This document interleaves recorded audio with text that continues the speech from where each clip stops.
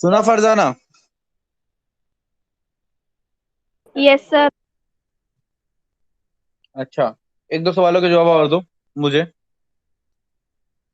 ये अमन, अमन कौन से बैच का है? C02। सर C1 में शगुन। C1 शगुन। अच्छा, यस सर। C1 के स्टूडेंट को तो मैंने कभी देखा भी नहीं है। खैर, कोई बात नहीं। शगुन, कल क्लास में थी तुम? सुना तुमने जो पढ़ाया था मैंने? नहीं सर, मेरा लेफ्ट हो गया था। कुछ तो सुना ही होगा। सर शुरू का ही सुना था। जैसे?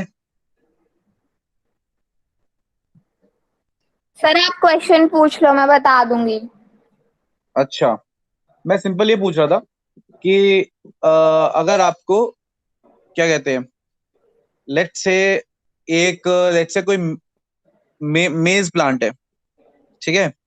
और मेज प्लांट के अंदर आपको कोई जीन ट्रांसफर करनी है, ठीक है? तो आप कौन से वाला वेक्टर या कौन से वाला मेथड ऑफ जीन ट्रांसफर इस्तेमाल करेंगे? मैं आपको ऑप्शंस दूंगा चार, आप मुझे आंसर दीजिएगा। पहला वेक्टर है एडेनोवायरस, ठीक है? दूसरा वेक्टर है कि टोबैको मोजैक वायरस। तीसरा मेथड है TI प्लाज्मिड। और चौथा ऑप्शन है आपका बायोलिस्टिक्स यानी जीन गन। तो ये चार मेथड है, इनमें से कौन सा वाला आप इस्तेमाल करेंगे? Adenovirus, tobacco mosaic virus, TI plasmid या gene gun? Which one is better for transferring a gene into a maize plant? Sir TI plasmid. TI no plasmid. Sir. Sir हाँ Pooja, biolistics use. Sir biolistics biolistics use use कर। करेंगे। और किसी को कोई जवाब देना है बाकी बचे स्टूडेंट्स में से? रोहित या शुभम या आर के? सर TI प्लाज्मिड हो सकता है। एक जना एक टाइम पे। ठीक है फरजाना। और ये रोहित और शुभम और ये आर के, इनमें से कोई?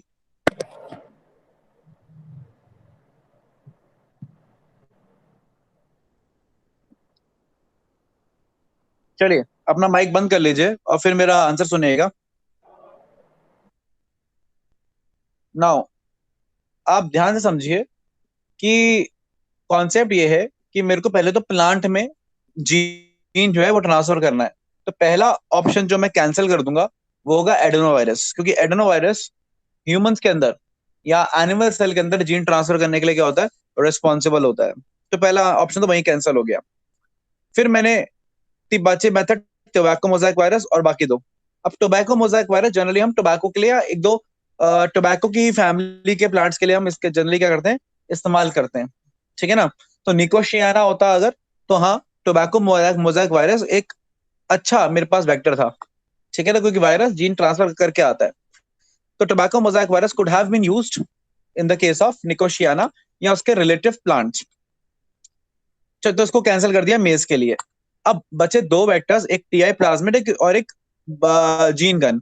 अब TI प्लाज्मिड भी प्लांट के लिए है और जीन गन भी हम जनरली प्लांट के लिए इस्तेमाल करते हैं। लेकिन अब आपको यहां से दो में से एक चूज करना है। तो अब आपको ध्यान देना पड़ेगा क्वेश्चन में क्या पूछ रहा है। अब दोबारा क्वेश्चन पढ़ोगे तो आपका माइंड स्ट्राइक करेगा कि उसने मेज पूछा, और जो मेज होता है वो मोनोकॉट होता है, और जो मोनोकॉट होते हैं वो TI प्लाज्मिड के लिए रेजिस्टेंट होते हैं। तो मैं मेज के लिए TI प्लाज्मिड को प्रॉपरली इस्तेमाल नहीं कर पाऊंगा, इसीलिए TI प्लाज्मिड आंसर में नहीं आएगा। इसलिए आंसर में क्या आएगा? बायोलिस्टिक्स या जीन गन आएगा। तो कॉन्सेप्ट ये है कि बायोलिस्टिक्स या जीन गन आंसर में तब आ रहा है जब हम मोनोकॉट्स की बात कर रहे हैं, ठीक है? लेकिन जनरली अगर प्लांट्स के लिए बात की जाएगी तो यस, फिर TI प्लाज्मिड एक बेस्ट आंसर है आपके लिए। लेकिन अगर वो स्पेसिफिकली कोई मोनोकॉट दे देता है या प्लांट दे देता है तो देख लेना कि वो मोनोकॉट है या डाइकॉट है। आई सपोज बात क्लियर है आपको?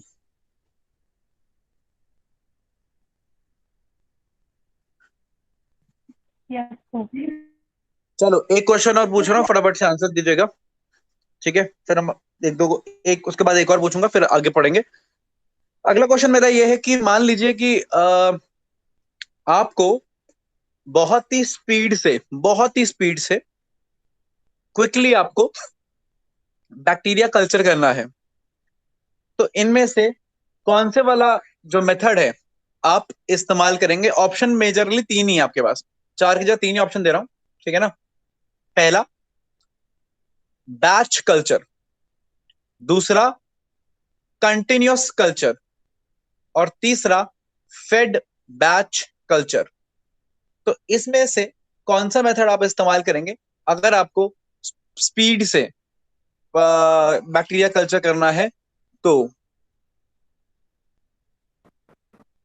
Sir batch continuous Continuous culture. culture।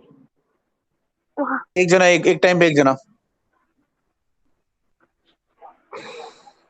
बोलो। कॉन्टिन्यूअस हाँ कल्चर। बोल। Continuous culture. और फरजाना क्या बोल रही है? सर फेड बैच कर सकते हैं। फेड बैच कर सकते हैं। तो ये पहले किसने आंसर दिया था? सर कंटिन्यूअस वाला। शगुन। हाँ, तो जो शगुन बोल रही है वो बेटर बोल रही है। कंटिन्यूअस कल्चर हम हमेशा इस्तेमाल करेंगे जब हमारी प्रायोरिटी स्पीड है, ठीक है ना। स्पीड हमारी प्रायोरिटी तो हम कंटिन्यूअस इस्तेमाल करते हैं, और जब स्पीड प्रायोरिटी नहीं है, ठीक है ना, तो अब हम फेड बैच इस्तेमाल करते हैं। तो ये ध्यान रखिएगा कि कंटिन्यूअस कल्चर वहां इस्तेमाल किया जाता है जब ये क्या कहते हैं, ये जब स्पीड मैटर करती है। एक आखिरी सवाल पूछ रहा हूं मैं आपसे, ठीक है। बैक्टीरियल कल्चर में से इंसुलिन प्रोटीन को एक्सट्रैक्ट करना, बैक्टीरियल कल्चर में से इंसुलिन प्रोटीन को एक्सट्रैक्ट करना, ऑप्शन दे रहा हूं, इनमें से कौन से वाले स्टेप में आएगा? पहला जीन आइसोलेशन, दूसरा जीन एम्प्लीफिकेशन, तीसरा post transcriptional modification, and sorry sorry तीसरा आपका आएगा अपस्ट्रीम प्रोसेस, और चौथा आएगा आपका डाउनस्ट्रीम प्रोसेस। तो चार ऑप्शन है।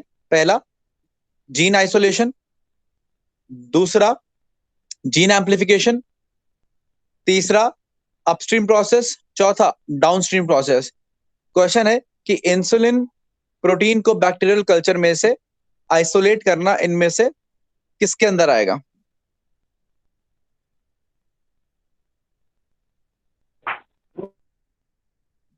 Downstream process.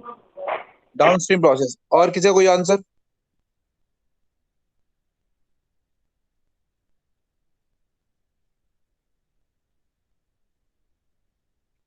अच्छा, अगर मैं आपसे पूछता कि इंसुलिन की जीन को ह्यूमन बॉडी में से एक्सट्रैक्ट करना, वो किसके अंदर आता? आइसोलेशन। हाँ, तो अगर आप जीन निकाल रहे हो ह्यूमन बॉडी में से तो आइसोलेशन ऑफ डीएनए है, और अगर आप इंसुलिन प्रोटीन बैक्टीरिया में से निकाल रहे हो तो फिर वो आपका डाउनस्ट्रीम प्रोसेसिंग के अंदर आता है। I suppose this is clear. अच्छा, एक आखिरी सवाल पूछ रहा हूं, इनमें से कौन सी process is better known as in vitro replication of DNA? In vitro replication of DNA. पहला ऑप्शन आ रहा है आपके लिए एलाइजा, दूसरा आ रहा है पीसीआर, तीसरा आ रहा है सदर्न ब्लॉट, और चौथा चौथा आ रहा है western blot. ELISA, PCR, southern blot, western blot. PCR. PCR. और किसी को ये दूसरा आंसर?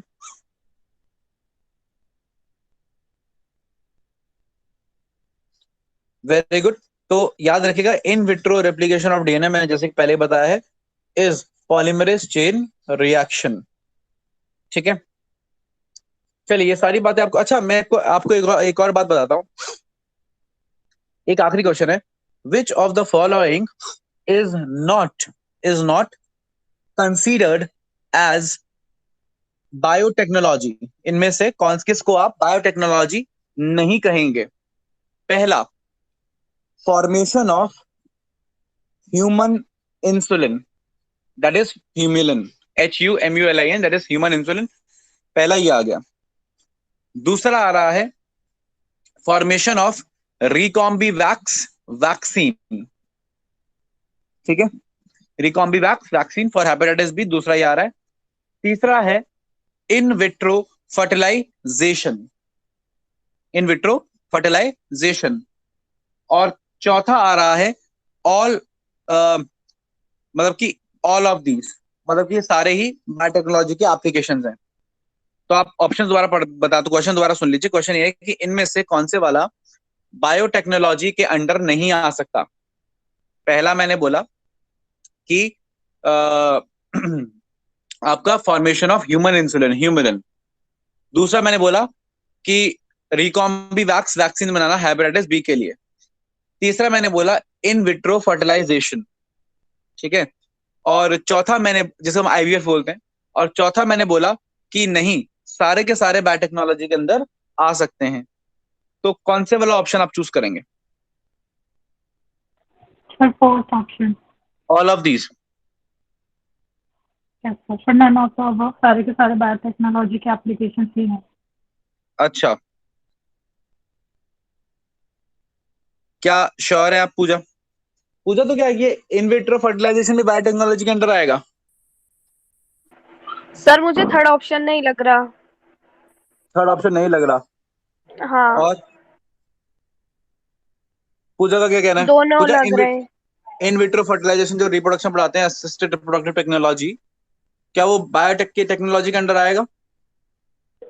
सर एनसीईआरटी में लिखा हुआ है, for example of biotechnology in vitro fertilisation which is leading to test tube baby, वो बायोटेक्नोलॉजी के अंदर ही आता है। बहुत बढ़िया पूजा, वेरी गुड। तो बेटा ये बहुत ही छोटी सी बात है और बहुत ही इंपॉर्टेंट बात है, ठीक है ना। बायोटेक्नोलॉजी के एप्लीकेशन का आप एनसीईआरटी पढ़ोगे, एनसीईआरटी इतनी प्यारी किताब है, एनसीईआरटी में साफ साफ ये लाइन लिखी हुई है कि यस, इन विट्रो फर्टिलाइजेशन भी बायोटेक्नोलॉजी के अंडर ही आएगा। जिसका सिंपल सा मतलब ये है कि हम टेक्नोलॉजी बायोलॉजी में जहां भी अप्लाई कर रहे हैं, ठीक है ना, वो सब बायोटेक्नोलॉजी के अंडर आते हैं। तो असिस्टेड रिप्रोडक्टिव टेक्नोलॉजी, आईवीएफ भी बायोटेक्नोलॉजी के अंडर आएगा। इतना ही नहीं, मैं आपको और बता देता हूँ, जो आप टेस्टिंग कर रहे हो एलाइजा से, वो भी बायोटेक्नोलॉजी के अंदर आ रहा है। अगर आप एचआईवी टेस्ट के लिए वेस्टर्न ब्लॉटिंग कर रहे हो, वो भी बायोटेक्नोलॉजी के अंदर आ रहा है। अगर आप ये डीएनए फिंगरप्रिंटिंग कर रहे हो बेटा, तो ये भी आपका बायोटेक्नोलॉजी के अंडर आ रहा है, ठीक है। जीन थेरेपी, ये भी आपके बायोटेक्नोलॉजी के अंडर आ रहा है, ठीक है। अच्छा, इतना ही नहीं, मैं आपको और बता देता हूँ कि ब्रॉडर एरिया में, प्रोस्पेक्टिव में बात करें, तो आपके जो माइक्रोब्स इन ह्यूमन वेलफेयर की आप बात करते हैं, है ना, वो वाला चैप्टर, उसमें जो आप माइक्रोब यूज कर रहे हो ह्यूमन वेलफेयर के लिए, ठीक है, वो भी आपके एक तरीके से बायोटेक्नोलॉजी के अंडर ही आते हैं। इवन इतना ही नहीं, सिंपल फर्मेंटेशन, वाइन मेकिंग, ये भी आपका बायोटेक्नोलॉजी के अंडर ही आता है। तो बेटा बायोटेक्नोलॉजी ब्रॉडर प्रोस्पेक्टिव है, तो ये बात हमेशा ध्यान रखिएगा। चलिए आगे बात करते हैं। अगर ये सारी बातें आपको क्लियर है तो मैं आपको स्क्रीन प्रेजेंट करने जा रहा हूँ। आज हम बायोटेक्नोलॉजी वाला पार्ट खत्म कर लेंगे और फिर एक आखिरी क्लास आपकी लेंगे थोड़ा सा एनिमल हस्बेंड्री के बारे में। उसमें मैं आपको 10-12 क्वेश्चन कराऊंगा या 10-12 टॉपिक बताऊंगा जहां से क्वेश्चन आ सकता है। वो 10, मतलब कि 10 टॉप पॉइंट्स बताऊंगा जहां से क्वेश्चन आ सकता है। वो 10 पॉइंट आप ध्यान रखेंगे, उतना ही इंपॉर्टेंट है एनिमल हस्बेंड्री के केस में। तो फिलहाल आज हम बायोटेक्नोलॉजी को खत्म कर लेते हैं। तो I will be presenting my screen.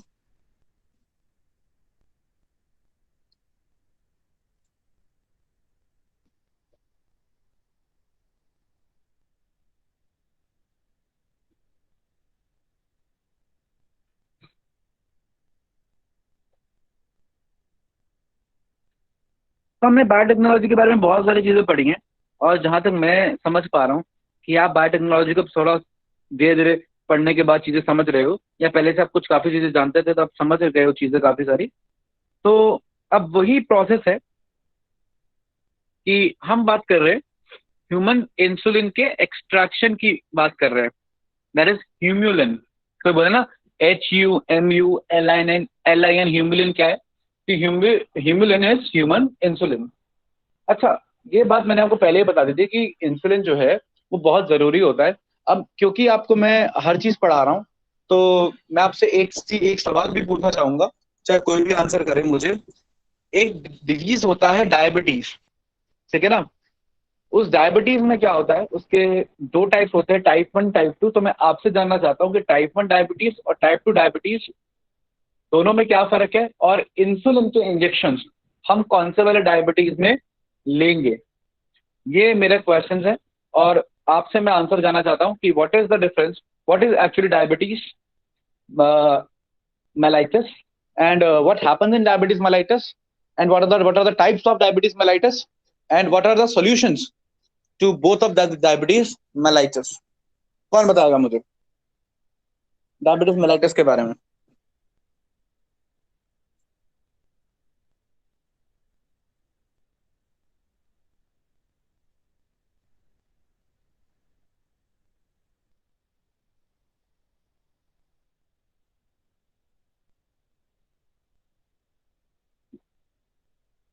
आप लोग को आवाज आ रही है मेरी?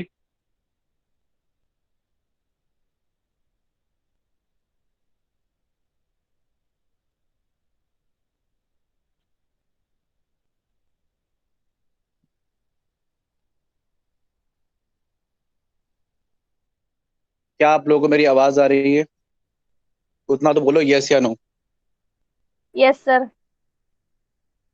ठीक है, तो शगुन, शगुन है क्या वहां पे? Yes sir. शगुन, इसके बारे में बताओ, डायबिटीज मेलाइटिस के बारे में। सर 2 टाइप्स की होती हैं और हाँ, क्या फर्स्ट होता है उसमें? वाली ऑटो इम्यून भी होती है। अच्छा, क्या होता है डायबिटीज मेलाइटिस में? फर्स्ट में क्या होता है, टू सेकंड में क्या होता है?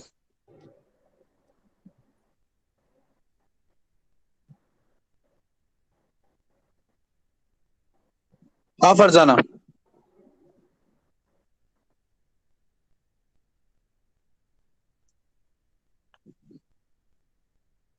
फरजाना आवाज आ रही है तुमको? Yes sir. यस हाँ सर तो आ रही बताओ, है। 1 और 2 में डिफरेंस बताओ जल्दी से। सर 1 और 2 में नहीं पता मुझे डिफरेंस। नहीं पता डिफरेंस, बहुत बढ़िया। पूजा? Yes sir. हाँ, क्या डिफरेंस होता है 1 और 2 में?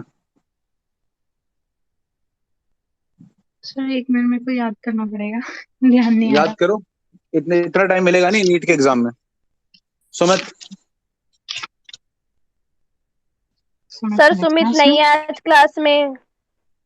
कौन है? उसका अच्छा कनेक्ट नहीं हो रहा। सर उसका कनेक्ट नहीं हो रहा, पता नहीं क्यों। अच्छा, तो उसको बोलो कि एडमिनिस्ट्रेशन में बात करे भाई।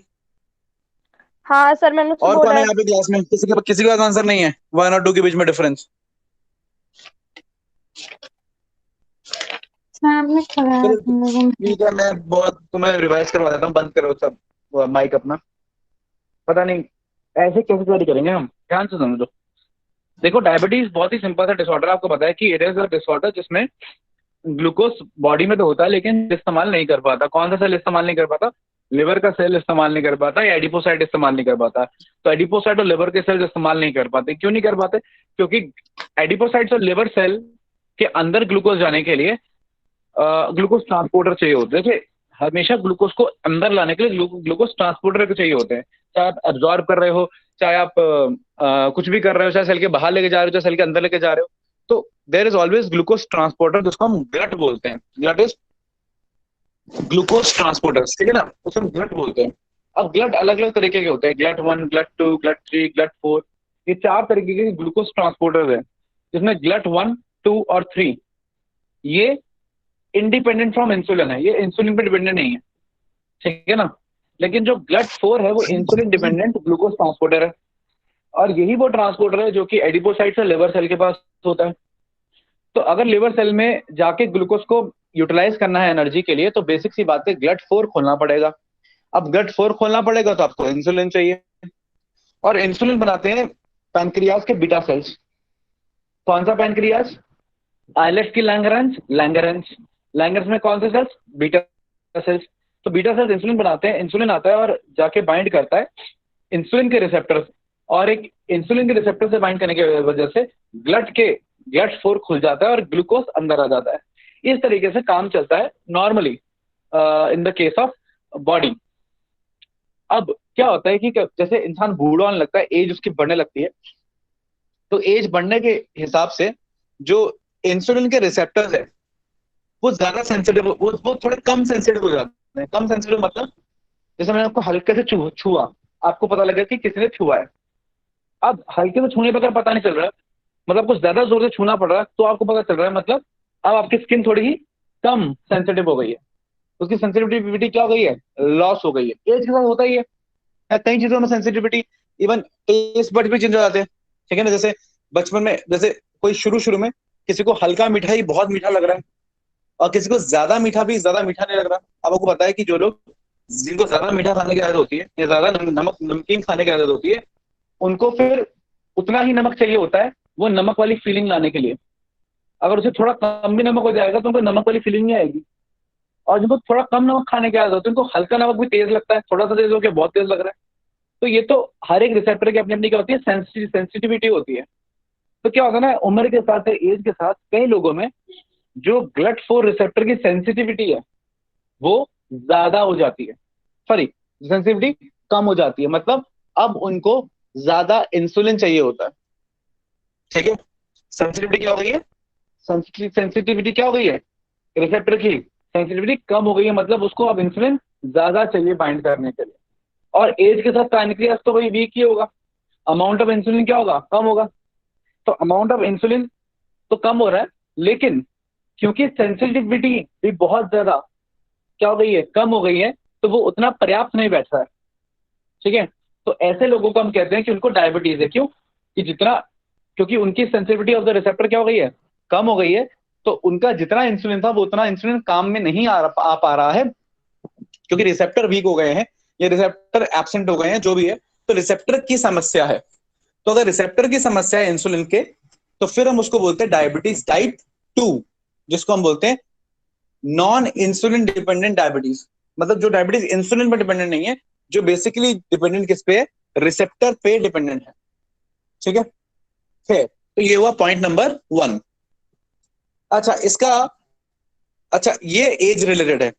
अब क्या होता है, कई लोगों में खुद बॉडी खुद, जैसे मैं आपको पहले पढ़ाया था ऑटो इम्यून डिसऑर्डर में, आप ही की बॉडी कुछ ऐसी एंटीबॉडीज बनाती है, और वो जो एंटीबॉडीज हैं, ठीक है, वो जाके अटैक कर रही हैं पैनक्रियास के बीटा सेल्स पे। अब पैनक्रियास के बीटा सेल्स पे अगर अटैक कर रही हैं तो बीटा सेल्स डिग्रेड हो रहे हैं, और बीटा सेल्स अगर डिग्रेड हो रहे हैं तो अमाउंट ऑफ इंसुलिन प्रॉपर नहीं बन रहा।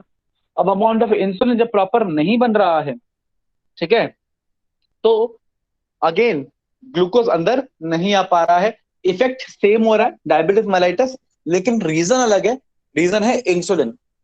तो उसको बोलते हैं insulin dependent diabetes mellitus, IDDM, insulin dependent diabetes mellitus. तो डायबिटीज टाइप 1 में क्या है कि एक तो ये ऑटो इम्यून है पहला, दूसरा ये इंसुलिन पे डिपेंडेंट है, इसमें इंसुलिन कम है ना। और डायबिटीज टाइप 2 में क्या दिक्कत है, आपका रिसेप्टर नॉन रिस्पॉन्सिव हो गया है या लेस सेंसिटिव हो गया है। तो दैट इज द डिफरेंस। अच्छा, अब टाइप 1 का सॉल्यूशन बहुत क्लियर है कि इंसुलिन का, मैं इंसुलिन का इंजेक्शन दे दूं, वेरी गुड। अच्छा, टाइप 1 में ये भी क्लियर है कि ऑटो इम्यून है, तो एज देखकर नहीं होगी, ये छोटे बच्चे से लेके बड़े बूढ़े तक हो सकती है। मतलब अगर किसी 5 साल के बच्चे को डायबिटीज है तो वो क्लियर है कि उसको डायबिटीज टाइप 2 नहीं होगा, क्योंकि वो एज रिलेटेड है, तो जवान है, मतलब उसको कौन सा डायबिटीज है, डायबिटीज टाइप 1 है उसको, ठीक है। और किसी बूढ़े को डायबिटीज है तो फिर वो टाइप 1 टाइप 2 दोनों हो सकती है, जनरली टाइप 2 होती है, क्योंकि टाइप 1 होती तो बचपन से होती। खैर, ये बेसिक सा लॉजिक है। अब समझिए, अब सॉल्यूशन बड़ा क्लियर है। पहले वाले में इंसुलिन की कमी है, ठीक है, तो इंसुलिन इंसुलिन दे दो। दूसरे वाले में डायबिटीज टाइप 2 में क्या सॉल्यूशन होना चाहिए, क्योंकि रिसेप्टर नॉन रिस्पॉन्सिव हो गया है या लेस सेंसिटिव हो गया है, तो सोचो सेकंड वाले का सॉल्यूशन क्या होगा।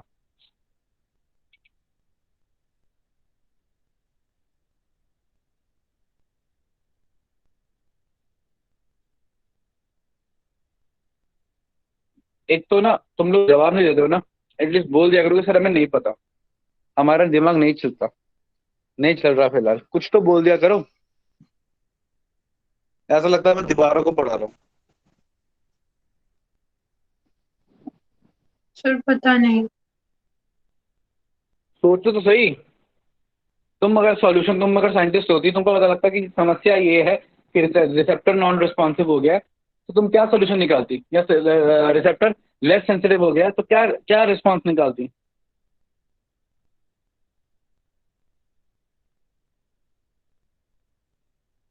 सर रिसेप्टर को फंक्शनल करने की कोशिश करेंगे ना। वो पॉसिबल नहीं है, क्योंकि रिसेप्टर बहुत छोटे छोटे सेल है, कहाँ कहाँ रिसेप्टर को जाके हम फंक्शन करेंगे, that is not a possibility. Receptor बहुत ही छोटा प्रोटीन है और उसके ऊपर प्रेजेंट है, उसको उसको उसकी सेंसिटिविटी बढ़ाना ज्यादा डिफिकल्ट होता, और थोड़ा आसान। चलो तुम खुद जवाब दोगे मुझे। पूजा एक बात बताओ, आवाज आ रही है मेरी? हाँ, मान लो कोई किसी का कोई आदमी बूढ़ा हो गया है, अब उसका कान जो है ठीक से काम नहीं कर रहा है, उसको सुनाई थोड़ा कम देता है, तुम क्या करोगी उससे बात करने के लिए? जोर जोर से बोलेंगे। हाँ, जोर से बोलोगे ना, that is a simple solution कि भाई तेरे को कम सुनाई देता है, तो अब तेरे कान की सेंसिटिविटी हम नहीं बढ़ा सकते फिलहाल, मान लो, ठीक है? तो अभी हम क्या कर सकते हैं, अभी हम बस जोर से बोल सकते हैं कि तुझे सुनाई दे, that is what we can do. तो अब यहाँ पे सेंसिटिविटी कम हो गई है, मतलब उसके लिए इंसुलिन, अब उतना इंसुलिन काम नहीं कर पा रहा, तो सिंपल है, आप इंसुलिन ज्यादा दे दो। भाई पहले 2 मॉलिक्यूल इंसुलिन से चाहिए होता था सेंसिटाइज होने के लिए, ठीक है? अब उसको 4 मॉलिक्यूल चाहिए। हालांकि 2 मॉलिक्यूल एक आम इंसान के लिए ओके है, मेरी बॉडी में 2 मॉलिक्यूल इंसुलिन प्रोड्यूस हो रहे हैं, मेरे लिए ओके है, लेकिन उसके रिसेप्टर सेंसिटिव कम हो गए हैं, तो उसके लिए 2 कम पड़ रहा है। तो ठीक है, एक इंजेक्शन लगा दो इंसुलिन का, 4 दे दो, ठीक है ना? तो पॉइंट ये है कि दोनों ही के अंदर, चाहे इंसुलिन डिपेंडेंट हो चाहे इंसुलिन इंडिपेंडेंट डायबिटीज हो, हमारे पास सबसे सिंपल सॉल्यूशन जो है वो ये है कि सिंपली इंसुलिन के क्या दे दो, रिसेप्टर्स दे दो, सॉरी इंसुलिन दे दो। पहला एक इंसुलिन दे दो, और दूसरा सॉल्यूशन होता है बीटा सेल्स को ज्यादा स्टिमुलेट करो फॉर प्रोडक्शन ऑफ इंसुलिन, दूसरा सॉल्यूशन भी यही होता है। तो मतलब अल्टीमेटली इंसुलिन बढ़ाना ही हमारा सिंपल सॉल्यूशन है दोनों केस में। खैर, तो जो मोस्ट कॉमन है, यानी अल्टीमेटली मैं ये समझ गया कि डायबिटीज का कैसा भी पेशेंट रहे, मुझे इंसुलिन देना है। खैर, अब इंसुलिन है क्या? इंसुलिन की जीन होगी, ठीक है? इंसुलिन की जीन होती है, वेरी गुड। अब इंसुलिन की जीन बनाती है insulin protein. Insulin is a proteinaceous hormone. क्या आप ऐसे मुझे और प्रोटीनेशियस हार्मोन्स के नाम बता सकते हैं? कोई चार चार और प्रोटीनेशियस हार्मोन्स इंसुलिन के अलावा?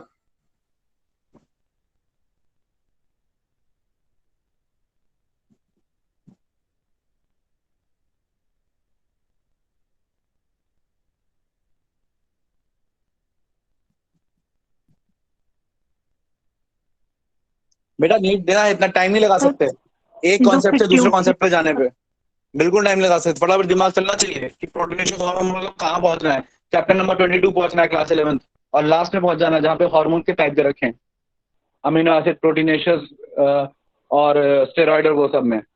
हाँ बोलो पूजा। पिट्यूटरी पिट्यूटरी के हार्मोन हाइपोथैलेमस पिट्यूटरी हार्मोन मुझे नहीं पता कौन से होते हैं, मुझे नहीं पता पिट्यूटरी कौन सा हार्मोन रिलीज करता है, तो या तो नाम बताओ या तो मैं नहीं जानता कुछ भी। पिट्यूटरी हार्मोन क्या होता है?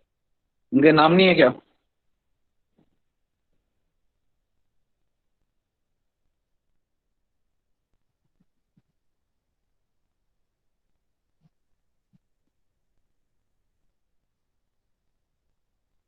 अरे पिट्यूटरी के हार्मोन कौन से हैं?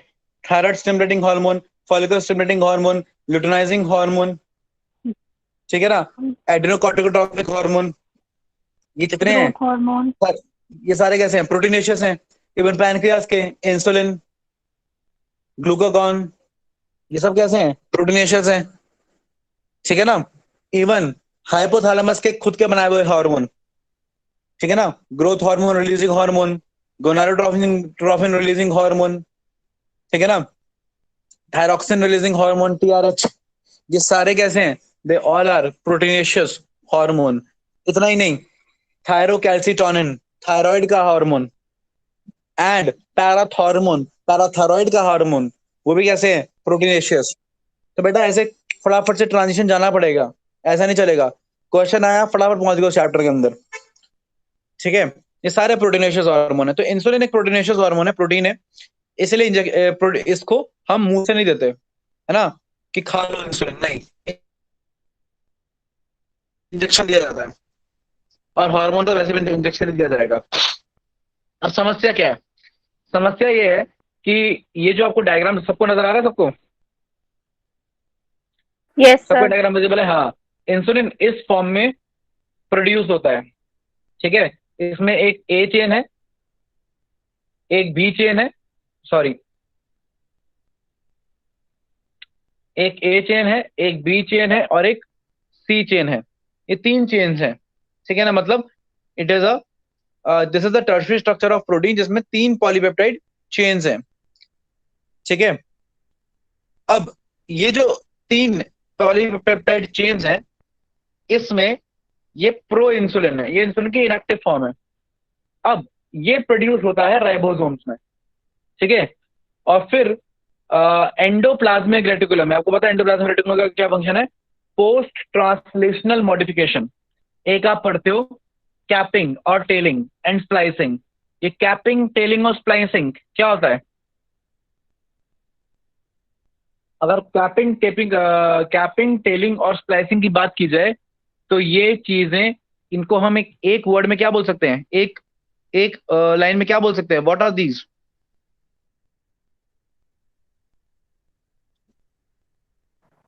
ट्रांसक्रिप्शन।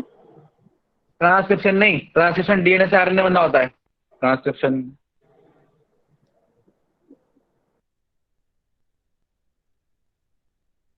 ये ट्रांसक्रिप्शन के बाद होने वाली मॉडिफिकेशन हुई ना, those are known as post, बाद में ट्रांसक्रिप्शनल, ट्रांसक्रिप्शन की modification, they are known as post transcriptional modification. कि ट्रांसक्रिप्शन होने के बाद जो चेंजेस आ रहे हैं, ठीक है, वो क्या हो गया? कैपिंग, टेलिंग और स्प्लाइसिंग।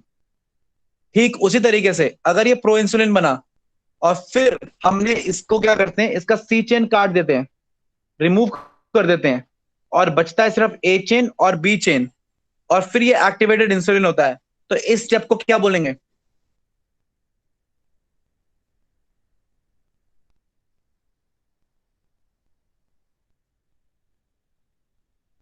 अगर आरएनए बनने के बाद आरएनए में बदलाव लाए, उसको पोस्ट ट्रांसक्रिप्शन मॉडिफिकेशन बोला, तो ये प्रोटीन बनने के बाद प्रोटीन में मॉडिफिकेशन लाने को क्या बोलेंगे? Post translational modification.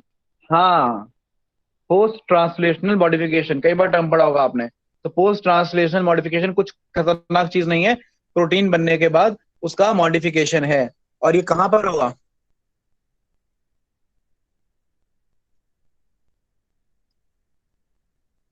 ये होते हैं ईआर और गोल्जी में। यही काम है ईआर और गोल्जी का, पोस्ट ट्रांसलेशनल मॉडिफिकेशन। राइबोसोम में चीजें प्रोटीन बनते हैं, उसके बाद थोड़े चेंजेस ईआर में आते हैं, थोड़े चेंजेस गोल्जी में आते हैं। वो रिस्पॉन्सिबल है पोस्ट ट्रांसलेशनल मॉडिफिकेशन के लिए। खैर, जैसे कि आपको बताता हूं, जैसे कि प्रो कार्बोक्सी पेप्टाइडेज का कार्बोक्सी पेप्टाइडेज बनना, ठीक है, वो भी एक तरीके का पोस्ट ट्रांसलेशनल मॉडिफिकेशन है। खैर, तो ये पोस्ट ट्रांसलेशनल मॉडिफिकेशन है। इस अब एक्टिव इंसुलिन में सिर्फ ए चेन है और बी चेन है। अब हमारी समस्या क्या थी?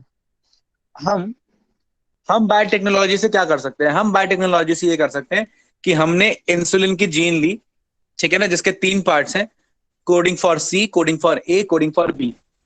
वो जीन ली, आइसोलेट करी, आइसोलेट करके उसको अलग कर लिया, उसको एम्पलीफाई किया बाय पीसीआर। एम्पलीफाई करने के बाद उसको प्लाज्मिड से जोड़ा, प्लाज्मिड से जोड़ने के बाद प्लाज्मिड की स्क्रीनिंग करी और रिकॉम्बिनेंट ट्रांसफॉर्मेंट को निकाल लिया। अब उस रिकॉम्बिनेंट ट्रांसफॉर्मेंट को हमने उसको कल्चर किया, ग्रो किया बायो रिएक्टर के अंदर, और ग्रो करने के बाद फिर उसमें से मैंने इंसुलिन निकाल लिया। बट अब अच्छी बात है, अगर मैं इंसुलिन की जीन लूंगा तो उससे जो इंसुलिन प्रोटीन मैं निकालूंगा उसमें ए, बी और सी चेन तीनों ही होंगी, ठीक है। तो साइंटिस्ट परेशान इस बात से थे कि जो इंसुलिन वो ह्यूमन इंसुलिन बना रहे थे या निकाल रहे थे, बैक्टीरिया में ग्रो करवा रहे थे, उसमें ए, बी और सी चेन तीनों ही थी। अब उनके पास चैलेंज क्या था कि ए, बी और सी चेन में से सी चेन काट के ए और बी चेन बनाना, ये उनके लिए चैलेंज था। और ये बहुत बड़ा चैलेंज है। क्यों? क्योंकि हम प्रोटीन के साथ छेड़खानी प्रॉपरली नहीं कर पाते। भाई हम डीएनए के साथ छेड़खानी कर सकते हैं, क्यों? हमारे पास रेस्ट्रिक्शन एंजाइम है। रेस्ट्रिक्शन एंडोन्यूक्लियस है। हम जीन के साथ छेड़खानी करना सीख गए हैं, लेकिन हमारे पास क्या कोई रेस्ट्रिक्शन प्रोटीएस है कि हाँ ये तो जाके यहीं काटेगा, ये तो जाके यहीं काटेगा, कि क्या मैं उसमें से प्रोटीन को एक्सट्रैक्ट करा पाऊं? ठीक है, इतने स्पेसिफिक एंजाइम हमारे पास प्रोटीन के लिए नहीं है, और प्रोटीन बहुत ही छोटा और कॉम्प्लिकेटेड होता है। उसके साथ छेड़खानी करना, मजाक करना मजाक की बात नहीं है, it's a very complicated process. तो कंपनी इसी बात से परेशान थी कि ए बी सी में से ए और बी एक्सट्रैक्ट कैसे किया जाए। ये काम जो बॉडी के अंदर बड़ी आसानी से हो रहा है, तेरी बॉडी बनी है वो करने के लिए, उसको बॉडी से बाहर कैसे किया जाए। तो ये ह्यूमन इंसुलिन हम नहीं बना पा रहे थे।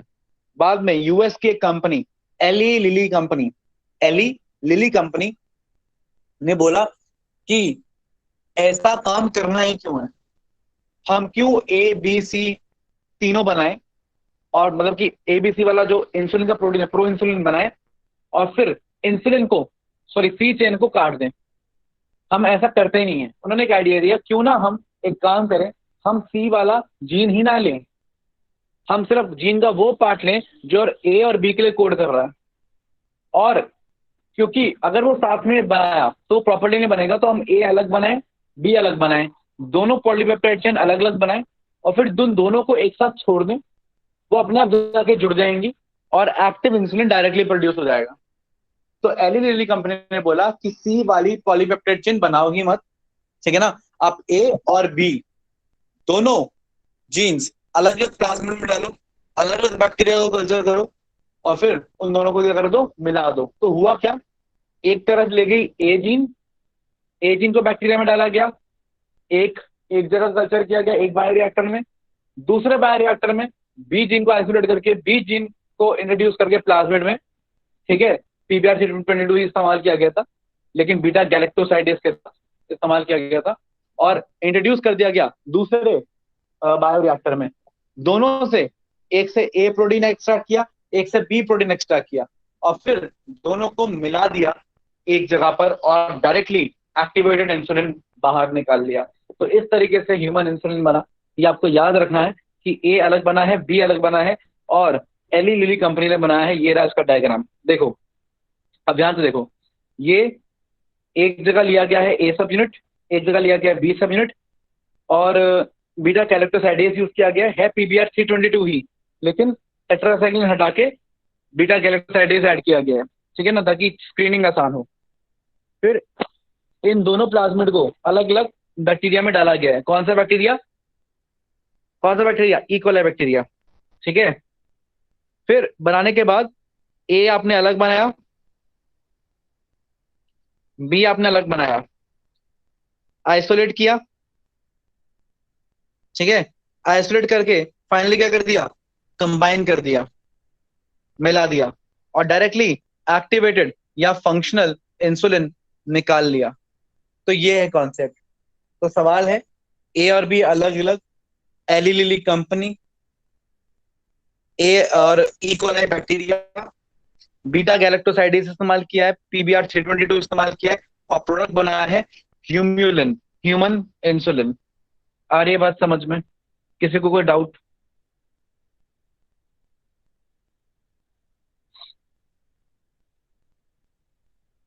ये क्लियर है? आगे बात करें? Yes sir. Okay, human insulin में सवाल आएगा तो जवाब दे देना। अगला है जीन थेरेपी। अब जीन थेरेपी क्या होता है? जब मैं ट्रीटमेंट करता हूं जेनेटिक लेवल पे, तो हम उसको बोलते हैं gene therapy.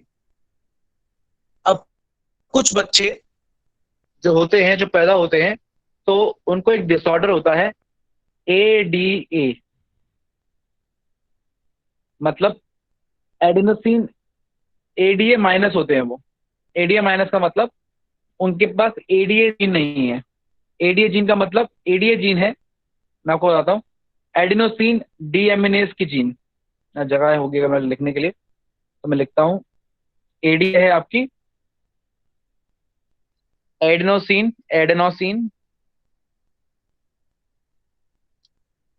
Deaminase.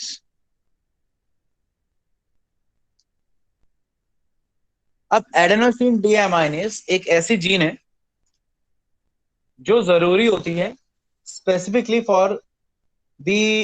maturation of for the development of the T lymphocytes. तो स्पेसिफिकली लिम्फोसाइट्स आप बोल सकते हो ना, टी लिम्फोसाइट्स आप बोल सकते हो। तो टी लिम्फोसाइट्स के फंक्शनल होने के लिए एडेनोसिन डीएमिनेस, एडीए जीन बोलते हैं। एडेनोसिन से आ गया एडी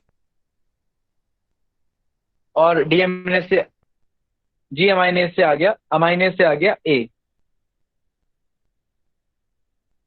ठीक है ना, सॉरी ये हो गया आपका ए जी ए, एडेनोसिन जी अमाइनेस, तो एडीए जीन बोलते हैं। और ADA gene maturation of T lymphocyte के क्या है, जरूरी है। अब टी लिम्फोसाइट्स अगर मैच्योर नहीं करेंगे तो आपका जो इम्यून रिस्पॉन्स है वो कमजोर हो जाएगा, और इससे आपको बहुत सारे सिंड्रोम्स होंगे, बहुत सारे डिसऑर्डर होंगे, जैसे हाइपोथायरॉयडिज्म। ये हाइपोथायरॉयडिज्म क्यों हो रहा है आपको? आपके थायराइड ग्लैंड को डिग्रेड कर दिया। क्यों? बट टी सेल मैच्योर नहीं है। अब वो प्रॉपरली मैच्योर नहीं है तो अटैक कर रहे हैं जहां जहां उनको मिल रहा है। भाई टी सेल इमेच्योर क्या करेंगे, कहीं भी अटैक करेंगे, और जो मैच्योर होते हैं वो तो फौरन भी अटैक करते हैं। तो क्या क्या हो रहा है? Hypothyroidism, diabetes mellitus, again auto immune disorder, ठीक है ना, थ्रोम्बोसाइटोपिनिया, प्लेटलेट्स को डिग्रेड कर देंगे, आरबीसी को भी अटैक करेंगे, हेमोलाइटिक अनीमिया, मतलब इमेच्योर टी लिम्फोसाइट्स बहुत नुकसान कर रहे हैं बॉडी के अंदर। तो ओवरऑल बहुत ही सारी प्रॉब्लम्स आ रही हैं, इसलिए हम इसको बोलते हैं, स्किड। तो एडीए माइनस होना कैसा डिसऑर्डर है? It is skid, severe combined immunodeficiency disorder. भाई टी लिम्फोसाइट्स की डेफिशिएंसी हो गई है, फंक्शनल टी लिम्फोसाइट्स की डेफिशिएंसी हो गई है, ठीक है ना। तो सीवियर कंबाइंड मतलब कि बहुत सारी कंबाइंड इकट्ठी हो गई, इम्यूनोडेफिशिएंसी डिसऑर्डर, ठीक है ना। तो सीवियर कंबाइंड इम्यूनोडेफिशिएंसी डिसऑर्डर है कौन? एडीए बीमारी, जो एक्चुअली क्या होता है एडीए माइनस, मतलब कि आप एडेनोसिन डीएमिनेस क्या है, माइनस है, या उसमें क्या है, एब्सेंट है। ठीक, क्लियर है पॉइंट? समझ गए क्या है एडेनोसिन डीएमिनेस डेफिशिएंसी से क्या क्या हो रहा है। अब प्रॉब्लम जो भी है उसका रूट कॉज हमें पता है कि सिर्फ एक ही प्रॉब्लम है कि मेरे डीएनए के अंदर, ठीक है, मेरे पूरे डीएनए के अंदर कहीं ना कहीं पे एडीए की जीन नहीं है। तो सॉल्यूशन क्या है? इस डीएनए के अंदर एडीए की जीन ऐड कर दो, और अगर इसमें एडीए की जीन ऐड हो गई तो बस मेरा काम हो गया। तो जैसे ही एडीए की जीन इसमें ऐड हुई तो अब मैं क्या हो गया? मैं हो गया एडीए माइनस से एडीए प्लस। तो मतलब एडीए माइनस से हमें बस एडीए प्लस बनाना है, जिसका सॉल्यूशन है एडीए जीन की सिंपल जीन क्या कर देना, ऐड कर देना, और इसी को हम बुला रहे हैं जीन थेरेपी। खैर, जब जीन थेरेपी नहीं थी तब हम एडीए डेफिशिएंसी कैसे ट्रीट करते थे? अब क्योंकि एडीए डेफिशिएंसी एक्चुअली आपके मेजरली टी लिम्फोसाइट्स की डेफिशिएंसी है, टी लिम्फोसाइट्स का प्रॉब्लम है, तो इसके दो तीन सॉल्यूशन है। पहला सॉल्यूशन था कि एडीए जो जीन है बना तो कोई प्रोटीन ही नहीं होगी, है ना, और एडीए का प्रोटीन हो गया एडीए का एंजाइम। तो हम सिंपली क्या करते हैं, जैसे इंसुलिन का इंजेक्शन देते हैं वैसे हम एडीए का इंजेक्शन दे देते थे। तो एडीए का इंजेक्शन दे दिया, इसको बोलते थे हम एंजाइम रिप्लेसमेंट थेरेपी, कि एडीए एंजाइम आपके पास नहीं है, हमने बाहर से एडीए का इंजेक्शन दे दिया, that is enzyme replacement therapy. एक ये सॉल्यूशन था पहले। दूसरा सॉल्यूशन क्या था कि भाई टी सेल्स तो मैच्योर बोन मैरो में हो रहे हैं ना, तो आपका बोन मैरो के अंदर जो सेल्स है वो एडीए नहीं बना रहे, कोई बात नहीं, किसी और का बोन मैरो ले लो जो एडीए के सेल बना रहे हो, तो बोन मैरो ट्रांसप्लांट कर दिया, वो दूसरा सॉल्यूशन था। अब इन दोनों सॉल्यूशंस के अपने अपने शॉर्टकमिंग्स हैं। एंजाइम रिप्लेसमेंट थेरेपी का क्या शॉर्टकमिंग है कि एडीए का इंजेक्शन तो ले लिया, लेकिन इंजेक्शन में कितनी देर काम करेगा? जब तक एडीए प्रोटीन रहेगा तब तक सब ठीक चल रहा है, जैसे ही एडीए प्रोटीन खत्म हुआ वैसे फिर वो प्रॉब्लम शुरू। तो कहने का मतलब ये है कि ये कंप्लीट क्योर नहीं हुआ, ये बार बार करना पड़ रहा है, ठीक है ना। बोन मैरो ट्रांसप्लांट के साथ भी प्रॉब्लम है। बोन मैरो ट्रांसप्लांट के साथ ये प्रॉब्लम है कि बोन मैरो ट्रांसप्लांट सक्सेसफुल होने के रेट बहुत कम होते हैं। क्यों? क्योंकि इसके खिलाफ ग्राफ्ट रिजेक्शन बहुत स्ट्रांग आता है, और आपकी बॉडी में तो पहले से टी लिम्फोसाइट्स मैच्योर नहीं हो, तो वो तो हर छोटी चीज पे अटैक कर रहे हैं, तो बाहर की चीज पे तो और स्ट्रांगली अटैक करेंगे। तो बोन मैरो ट्रांसप्लांट यहाँ पर प्रॉपर सोल्यूशन अगेन नहीं हो पा रहा था। तो सही सॉल्यूशन क्या हुआ, बेटर सॉल्यूशन हुआ जीन थेरेपी का। इसमें हमने क्या किया, बहुत सिंपल सा काम किया, आपको बताता हूं मैं। हमने एक रेट्रोवायरस लिया। कौन सा रेट्रोवायरस? एडेनोवायरस। ठीक है, हमने एडेनोवायरस ले लिया, बहुत बढ़िया। एडेनोवायरस लेने के बाद उस एडेनोवायरस के अंदर हमने एडीए की जीन डाल दी। किसकी जीन डाल दी? एडीए की क्या डाल दी? जीन डाल दी। तो एडीए की जीन हमने उठाई और इंट्रोड्यूस करा दी वायरस के अंदर। तो अब जो हमारा वायरस है उसके अंदर एडीए की जीन आ गई। अब हमने क्या किया, जिसको एडीए डेफिशिएंसी है उसके लिम्फोसाइट्स निकाले। उसके लिम्फोसाइट्स निकाल के उनको वायरस से इन्फेक्ट कर दिया। उनको वायरस से इन्फेक्ट किया। अब वो जो सेल्स थे वो सेल्स कैसे हो गए? एडीए पॉजिटिव हो गए। बस सिंपल है ना। तुम्हारी बॉडी में से सेल्स निकाले लिम्फोसाइट्स, लिम्फोसाइट्स में को वायरस से इन्फेक्ट कर दिया। वायरस सेल्स में गया और उसने एडीए की जीन डाल दी। अब एडीए की जीन डाल दी तो आप एडीए माइनस से क्या हो गए? एडीए पॉजिटिव हो गए। और फिर उस सेल्स को उठाया सिंपली और वापस पर्सन में डाल दिया। तो अब पर्सन कैसा हो गया? एडीए पॉजिटिव हो गया। क्लियर है पॉइंट? तो इसको हम बुला रहे हैं क्या? Gene therapy. जो 1993 में, याद रखना 1993 में, 1990 में एक 4 साल की लड़की के साथ पहली बार एक्सपेरिमेंट किया गया था। अगेन कौन से डिजीज के लिए? एडीए के लिए ही किया गया था। ठीक है, एक बार ईयर कंफर्म कर लेना एनसीईआरटी से। ठीक है, बाकी 4 साल की फीमेल थी, वो तो मुझे अच्छे से याद है। ठीक है, तो एडीए की जीन उसमें इंट्रोड्यूस कर दी, ये कॉन्सेप्ट है। अब सवाल क्या आता है मेरे पास? सवाल ये आता है कि मैंने तो बेटा सेल इंट्रोड्यूस किए, इनसे जो और सेल बनेंगे वो भी एडी पॉजिटिव होंगे, नो डाउट। लेकिन सेल की तो पर्टिकुलर एज होती है ना। क्या मैंने सारे टी लिम्फोसाइट्स निकाल के एडी पॉजिटिव कर दिए? नहीं। तो क्या सिर्फ कुछ limited T cells AD positive हुए? हाँ। और ये जो लिमिटेड टी सेल्स हैं ये तो एक ना एक दिन मर जाएंगे, और जब मर जाएंगे तो फिर से पर्सन क्या हो जाएगा? ईडीए नेगेटिव हो जाएगा। तो ये भी बाकियों से तो बेटर क्योर है, लेकिन कंप्लीट क्योर ये भी नहीं है। तो फिर कंप्लीट क्योर क्या होगा, ये आप मुझे बताइए।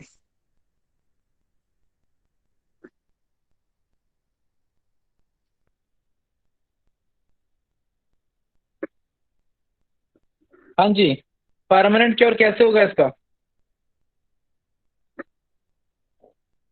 सर अर्ली एम्ब्रियोनिक स्टेज पे अगर हम ऐड कर देंगे एडीए वाला जो हमारे पास है तो शायद वो परमानेंट क्योर होगा। ऐसा लिखा है एनसीईआरटी में। Yes sir. हाँ, तो एक तो दो, देखिए दो सॉल्यूशन है, आपको दोनों सॉल्यूशन बता रहा था। पहला सॉल्यूशन क्या है कि हम अर्ली एम्ब्रियोनिक स्टेजेस पे ऐड कर दें, जीन थेरेपी कर दें, तो वो एक अच्छा क्योर है, बेटर क्योर है, पहला। दूसरा, अगर अर्ली एम्ब्रियोनिक स्टेज पे नहीं कर पा रहे तो स्टेम सेल थेरेपी, मतलब नॉर्मल टी लिम्फोसाइट लेने के बजाय मैंने बच्चे के स्टेम सेल प्रिजर्व किए हुए थे फ्रॉम अम्बिलिकल कॉर्ड और समथिंग। अब उन सेल्स के अंदर हमने एडीए पॉजिटिव कर दिया और उन सेल्स को उठाया और बोन मैरो में डाल दिया। अब ये जो सेल्स हैं ये स्टेम सेल्स हैं, ये कंटिन्यूसली डिवाइड करते रहते हैं, नए नए सेल बनाते हैं, मरते नहीं है। तो जब तक ये रहेंगे तब तक ये जो टी लिम्फोसाइट्स बनाएंगे वो मैच्योर बनाएंगे और एक्टिवेटेड बनाएंगे, बढ़िया बनाएंगे। तो फिर एडीए नेगेटिविटी जो है वो खत्म की जा सकती है बाय इधर स्टेम सेल थेरेपी या अर्ली एम्ब्रियोनिक स्टेजेस पे, जब अभी टी लिम्फोसाइट्स मैच्योर नहीं हुए हैं प्रॉपरली। ठीक है, अभी इतने ज्यादा डेवलप नहीं हुए हैं, तो उस टाइम पे ये थेरेपी जितना जल्दी की जाए, या अगर लेट हो गए हैं तो स्टेम सेल थेरेपी। ये दो सॉल्यूशंस हो सकते हैं। आ गई बात समझ में? Clear point? Yes sir. Very good. अगली चीज जो हम समझने जा रहे हैं, एप्लीकेशन ऑफ बायो टेक्नोलॉजी है इन द मेडिकल इंडस्ट्री। हालांकि सब मेडिकल इंडस्ट्री की एप्लीकेशन थे, ये वाला एप्लीकेशन प्रोग्नोसिस का है, सॉरी ये एप्लीकेशन डायग्नोसिस का है। अब आपको पता है कि अच्छा, किसी को प्रोग्नोसिस और डायग्नोसिस में फर्क पता है? प्रोग्नोसिस और diagnosis, what is prognosis and diagnosis?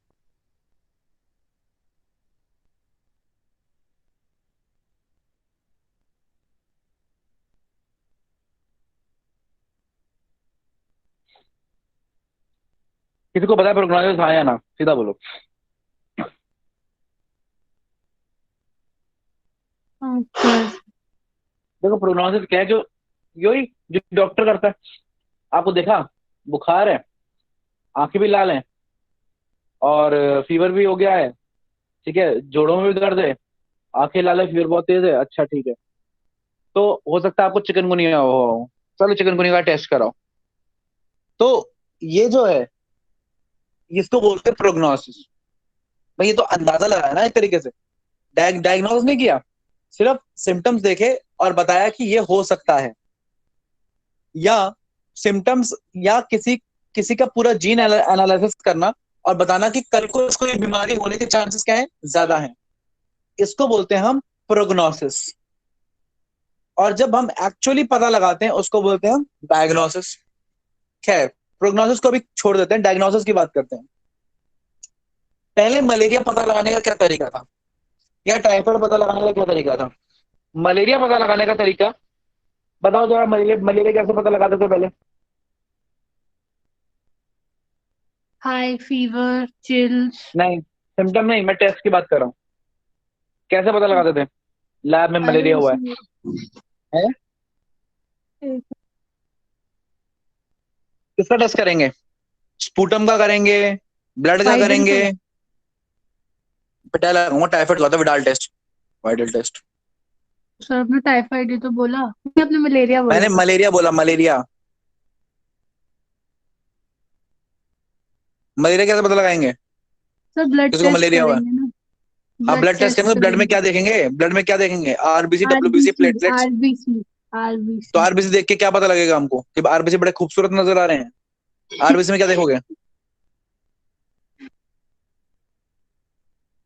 ये तुम्हारा स्पॉटिंग थोड़ा ना चल रहा है, गए और देखा कि हाँ ये तो सर टीएस ऑफ ओवरी है, हाँ ये सर ये तो बोन का स्लाइड रखा हुआ है। वो थोड़ा ना करना है, पहचानना पड़ेगा ना आरबीसी में मलेरिया हुआ है। कैसे पहचानोगे? पढ़ाया मैंने तुमको अच्छे से ये मलेरिया में।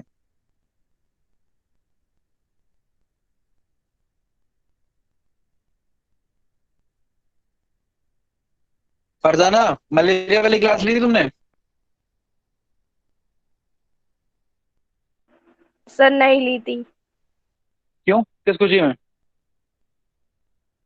सर वो नेटवर्क इशू हो गया था तो वाईफाई चला गया था। तो बाद में फिर ऑनलाइन जाके वीडियो देखने सकते थी, वो तो अपलोड हो गई होगी ना?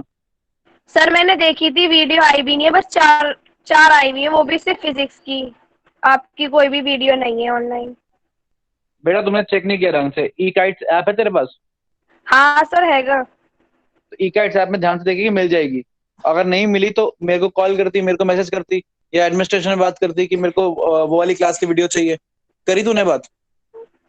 सर मैंने की थी, फिर? आपको मैसेज कर दिया, आप रिप्लाई नहीं करते जल्दी से। अरे तो ये काम मेरा थोड़ी ना, ये काम एडमिनिस्ट्रेशन का। एडमिनिस्ट्रेशन कॉल करती कि मेरे को ये सर वाली वीडियो फोन चाहिए। स्विच ऑफ आते हैं एडमिनिस्ट्रेशन के ना, फोन स्विच ऑफ आते हैं, कितनी बार कर लो। चल ठीक है, तूने फिर अगली क्लास में मेरे से पूछा कि सर मेरी मलेरिया की क्लास मिस हो गई है, या मेरे को मलेरिया समझ में नहीं आया? नहीं सर नहीं पूछा। अपने लेवल पे तुम लोग क्या एफर्ट करते हो? बस बहानेबाजी मारते रहो, ये नहीं हुआ, वो नहीं हुआ, फलाना नहीं था, धमकाना नहीं था। अब तुम्हारे नीट में एग्जाम में आएगा नहीं क्या मलेरिया, फरजाना? आएगा सर आएगा। तो आंसर कैसे करोगी?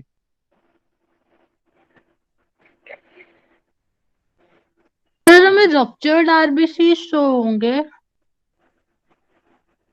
चलो अब सुन लो, तुम लोग कुछ अच्छा पूछो। तुमने तो ली थी ना क्लास मलेरिया वाली, यस सर। और मैंने बहुत एम्फोसिस करके, बहुत ध्यान से तुम लोग को हर चीज तो सिखानी पड़ती है। अब रुको जरा 1 मिनट, मैं 1 मिनट तो मैं स्लाइड ही खोल के दिखाता हूँ। तुमको कुछ नहीं याद रहता है, तो तुम्हारा आधा ध्यान तो होता ही नहीं क्लास के अंदर। तुम तो सर्वज्ञानी समझते हो अपने आप को कि सारा ज्ञान है हमारे पास, हमें क्लास की जरूरत क्या है। तुमको मैंने पूरा दिमाग लगा के, पूरा 5 मिनट के लिए मैंने तुमको ये वाली स्लाइड दिखाई थी। दिखाई थी नहीं दिखाई थी ये वाली स्लाइड?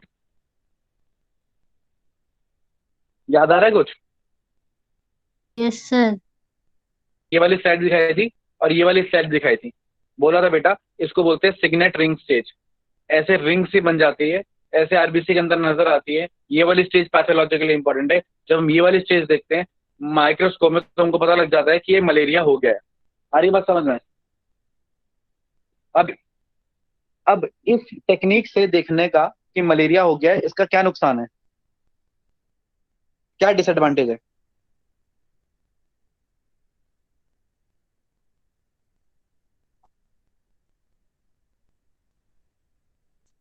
इस तरीके से टाइम बहुत। मलेरिया, हाँ टाइम बहुत खर्च हो जाएगा भाई। ये हम क्या देख रहे हैं, ये हम आरबीसी के अंदर प्लाज्मोडियम इंफेक्ट कर गया आरबीसी को, अब देख रहे हैं।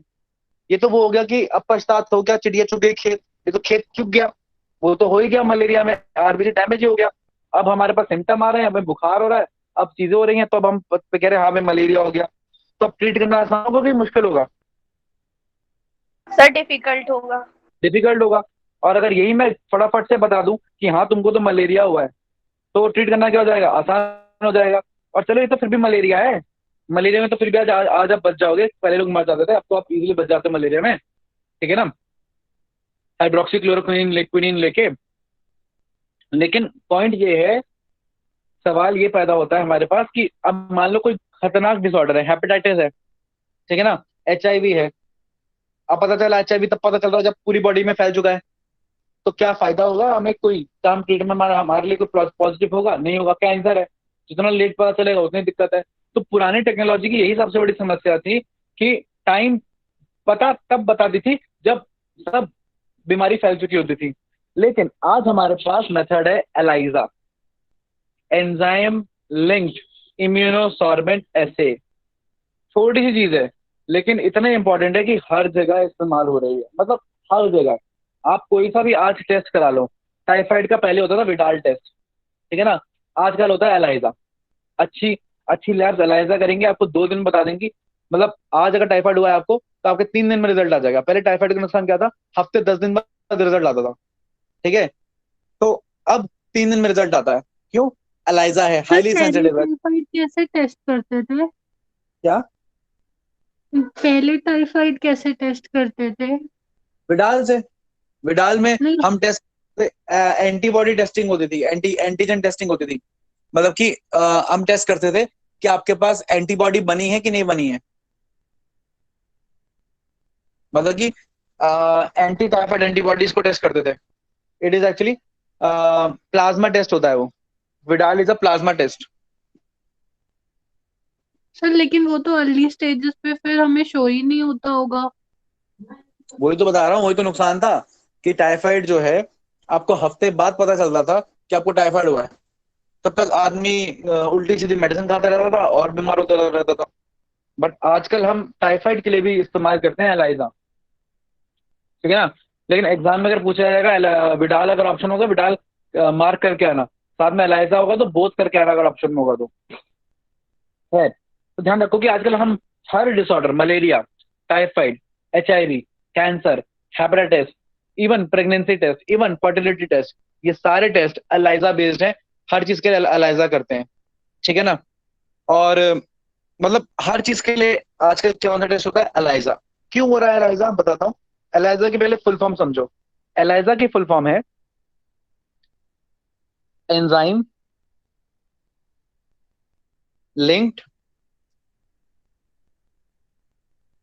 इम्यूनोसॉर्बेंट, इम्यूनोसॉर्बेंट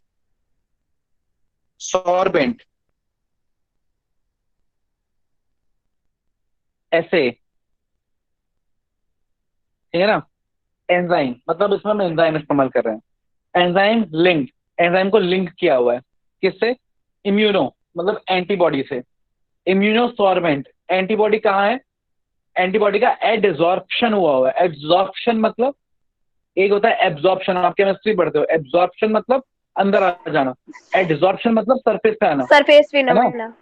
यस हाँ सर। सरफेस फिनोमेना, सरफेस पे जब करते हैं, ठीक है ना। ऐसे ऐसे मतलब एनालिसिस, मतलब आपने एंटीबॉडी ली, एंटीबॉडी को एक सरफेस पे एडजॉर्ब कर लिया, मतलब सरफेस के ऊपर चिपका दिया एंटीबॉडी को, ठीक है ना। और जो एंटीबॉडी है वो उसे एंजाइम से लिंक किया हुआ है। एक ऐसा एंजाइम जो एक सबस्ट्रेट डालने पे एक स्पेसिफिक कलर देता है। जैसे हमने उसको एक एंटीबॉडी को लिंक कर दिया बीटा गैलेक्टोसाइडेज के साथ, ठीक है। अब जब एक्स गैल डालेंगे तो ये बीटा गैलेक्टोसाइडेज से रिएक्ट करके कौन सा कलर देगा? Blue colour. ब्लू। और ब्लू कलर देखकर हम एनालिसिस करेंगे कि ये वाली एंटीबॉडी है या ये वाली एंटीबॉडी नहीं है। तो इसको बोलते हैं हम एंजाइम लिंक्ड इम्यूनोफॉर्मेंट ऐसे, मतलब एंजाइम से एंटीबॉडी को लिंक करके एनालिसिस करना। अब इसको हम एंटीबॉडी क्यों इस्तेमाल करते हैं? हम एंटीबॉडी इसलिए इस्तेमाल करते हैं क्योंकि एंटीबॉडी बहुत ही स्पेसिफिक होती है। अब होता है एंटीबॉडी स्पेसिफिक एंटीजन से बाइंड कर सकती है। मतलब मान लो टाइफाइड है, टाइफाइड के ऊपर भी मान लो 100 तरीके के अलग अलग एंटीजन है, 100 तरीके के ग्लाइकोप्रोटीन्स हैं, लेकिन एक एंटीबॉडी उनमें से किसी एक पर्टिकुलर एंटीजन से ही बाइंड करेगी। तो it is highly specific, antibody highly specific होती है, इसलिए हम एंटीबॉडी इस्तेमाल कर रहे हैं। दूसरा, वो हाईली स्पेसिफिक क्यों होती है? क्योंकि वो प्रोटीन है, और प्रोटीन अलग अलग चेन के हो सकते हैं। भाई प्रोटीन बहुत ही ज्यादा वेरिएबल होते हैं, भाई इतने सारे अमीनो एसिड्स हैं, इतने सारे उनके अरेंजमेंट्स होते हैं, इतने सारे परम्यूटेशन कॉम्बिनेशन बन सकते हैं, इतने अलग अलग तरीके के प्रोटीन बन सकते हैं। इसलिए एंटीबॉडीज आर हाईली स्पेसिफिक, इसलिए हम एंटीबॉडी को इस्तेमाल करते हैं एंटीजन को टेस्ट करने के लिए, ठीक है। तो इसमें आपको समझाता हूँ करते हैं क्या है। मैं आपको अलग अलग तरीके के एलाइजा बताऊंगा। पहला एलाइजा समझो, पहला एलाइजा है डायरेक्ट एलाइजा। अब मान लो इसमें हमने क्या किया, हमने एक पर्सन के ब्लड प्लाज्मा लिया, या ब्लड प्लाज्मा लिया जिसमें जिसमें मुझे उम्मीद थी, या वो सेल्स लिए जिसमें मुझे उम्मीद थी कि हाँ उसको पर्टिकुलर पैथोजन उसकी बॉडी में आया होगा। लेट्स से टाइफाइड ही सही। मान लो कि जब बॉडी में समझ लीजिए HIV, जब HIV किसी पर्सन को हुआ होगा तो उसकी बॉडी में रिवर्स ट्रांसक्रिप्टेज प्रोटीन पाया जाएगा, ठीक है ना? पाया जाएगा नहीं पाया जाएगा HIV का reverse transcriptase protein? Yes sir, आ जाता है। हाँ पाया जाएगा। तो मान लो ये जो पिंक वाला नजर आ रहा है इस डायग्राम के अंदर, बेटा ये है रिवर्स ट्रांसक्रिप्टेज प्रोटीन है। अब हमने उसका प्लाज्मा ले लिया, सारे एंटीजन नीचे चिपका लिए, तो ये रिवर्स ट्रांसक्रिप्टेज वाला भी प्रोटीन जाके वहां नीचे क्या हो गया, चिपक गया। बहुत ही बढ़िया। अब हमने क्या किया, अब हमने एंटीबॉडी ली जो कि मोनोक्लोनल एंटीबॉडी, आपको मैंने मोनोक्लोनल एंटीबॉडी बताया था इम्यूनोलॉजी में कि वो एंटीबॉडी होती है जो पर्टिकुलर एंटीजन के स्पेसिफिक होती है।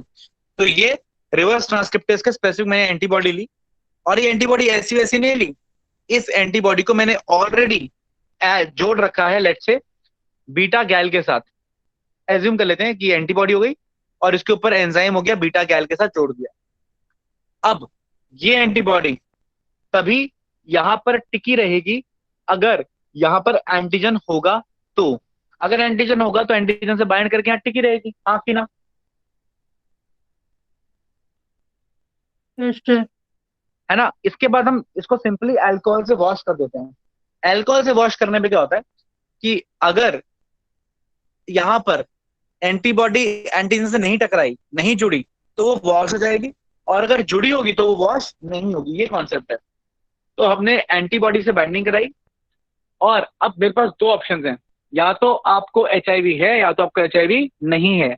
अगर आपको HIV है तो आपको HIV का एंटीजन होगा, तो एंटीबॉडी वहां जुड़ी रही होगी और वॉश होने पर हटी नहीं होगी। और अगर HIV नहीं है तो एंटीबॉडी जाके एंटीजन से नहीं जुड़ी होगी और वॉश करने पे साफ होगी। इतनी बात क्लियर है? Yes sir. हाँ। अब मैंने क्या किया, ऊपर से डाला beta galactosidase, beta galactosidase already है, मैंने ऊपर से डाला एक्स गैल। क्या डाला? एक्स गैल। अब एक्स गैल डालते ही अगर एंटीबॉडी होगी तो एंजाइम भी होगा, अगर एंटीबॉडी होगी एंजाइम होगा, तो एंजाइम से एक्स गैल बाइंड करके ब्लू कलर आएगा। तो ब्लू कलर आया, इसका मतलब एंटीबॉडी थी, इसका मतलब वो एंटीजन से बाइंड करी थी, इसका मतलब एंटीजन है, इसका मतलब HIV है। तो ब्लू कलर आया मतलब HIV पॉजिटिव। अब अगर ब्लू कलर नहीं आया, इसका मतलब एंजाइम नहीं है, इसका मतलब एंटीबॉडी नहीं है, इसका मतलब एंटीजन से बाइंड ही नहीं करी, इसका मतलब एंटीजन ही नहीं है, इसका मतलब HIV नहीं है। क्लियर है पॉइंट? एलाइजा समझ गए कैसे काम कर रहा है? Yes sir. ये क्लियर है? ये क्लियर? Yes sir. हाँ, तो इस तरीके से एलाइजा काम कर रहा है। अब इसके और भी वेरिएशंस होते हैं, जैसे कि हालांकि आपके लिए जरूरी नहीं है, मैं कोई एक आइडिया देता हूँ, एक दूसरा वेरिएशन बता देता हूँ, दैट इज सैंडविच एलाइजा। ठीक है ना। सैंडविच एलाइजा में क्या है, ये बड़ा इंटरेस्टिंग है। इसमें हमें और स्पेसिफिक होने के लिए कि हम स्पेसिफिसिटी और बढ़ा दें, हमने इस स्टेप से पहले, मतलब खाली प्लेट से बाइंड करने के बजाय मैंने बाइंडिंग कराई एंटीबॉडी से। पहले ही एक एंटीजन स्पेसिफिक एंटीबॉडी ले ली, इसको बोला हमने प्राइमरी एंटीबॉडी। फिर वही स्टेप, एंटीजन डाले, बस अब की बार एंटीजन सीधा बाइंड कर जाएगा पहले से प्रेजेंट एंटीबॉडी से, बाइंड कर गया, और बाकी सब बाइंड नहीं कर पाएंगे। तो मैंने बाकी के क्या कर दिए, वॉश कर दिए। ठीक है। जब बाकी मैंने वॉश कर दिए, ठीक है, उसके बाद सेकेंडरी एंटीबॉडी डाली, जो वही एंजाइम से जुड़ी हुई थी, जो वही सबस्ट्रेट डालने पे क्या आ गया, कलर आ गया। तो बाकी कॉन्सेप्ट वैसा का वैसा ही है। ठीक है। बस फर्क क्या है, बस फर्क क्या है कि ये चेंज आया है कि हमने ज्यादा स्पेसिफिक हो गए हैं एक प्राइमरी एंटीबॉडी को यूज करके। तो आप देख सकते हो नीचे एक एंटीबॉडी, ऊपर एक एंटीबॉडी, बीच में एंटीजन। तो नीचे ब्रेड, ऊपर ब्रेड, बीच में वेजीज हो गई। तो ये क्या बन गया, सैंडविच। तो उसको बोलते हैं हम सैंडविच एलाइजा। तो आपसे पूछता है कि डायरेक्ट एलाइजा ज्यादा स्पेसिफिक है कि सैंडविच एलाइजा ज्यादा स्पेसिफिक है, तो आप बोलोगे सैंडविच एलाइजा ज्यादा स्पेसिफिक है। क्लियर है पॉइंट, आ रही है बात समझ में? Yes sir. तो अगर आपसे कोई पूछता है एलाइजा का एप्लीकेशन क्या है, तो आप बोलोगे हर जगह एप्लीकेशन है। HIV टेस्ट एलाइजा, ठीक है ना, और malaria test ELISA, typhoid test ELISA, hepatitis B ELISA, हर टेस्टिंग में हम इस्तेमाल कर रहे हैं ELISA. Even pregnancy test, the Gravitex test, जिसमें हम HCG टेस्ट करते हैं, वहां HCG बन जाता है एंटीजन, वो भी क्या है, वो भी एलाइजा पे ही बेस्ड है। इवन आजकल होने वाले कोरोना टेस्ट, वो भी एलाइजा पे ही बेस्ड है। हम एलाइजा किट्स ही बना रहे हैं कोरोना टेस्टिंग के लिए। तो मतलब आजकल जितने टेस्ट हो रहे हैं वो सब क्या है, एलाइजा के ही बेस्ड हैं। आई सपोज आपको एलाइजा क्लियर है। आगे बात करें। Yes Yes, sir. yes. Biotechnology में जो अगली बात हमारे पास आती है, जो मैं आपको पहले भी डिस्कस कर चुका हूँ, कि भाई हमने गोल्डन राइस बनाया, फ्लेवर सेवर टोमेटो बनाया, BT कॉटन बनाया, ठीक है ना।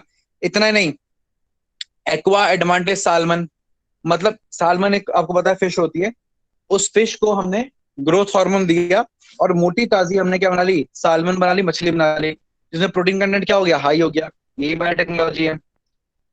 फिर रात में चमकने वाले एनिमल्स, इसका कोई फायदा नहीं है, बस बायोटेक्नोलॉजी स्टडी करने के लिए कि क्या क्या चमत्कार कर सकती है। तो हमने बिल्ली बनाई, कुत्ता बनाया, रैट बनाया, कैसा, उसमें ऐड कर दिया जी फ्लोरेसेंट प्रोटीन।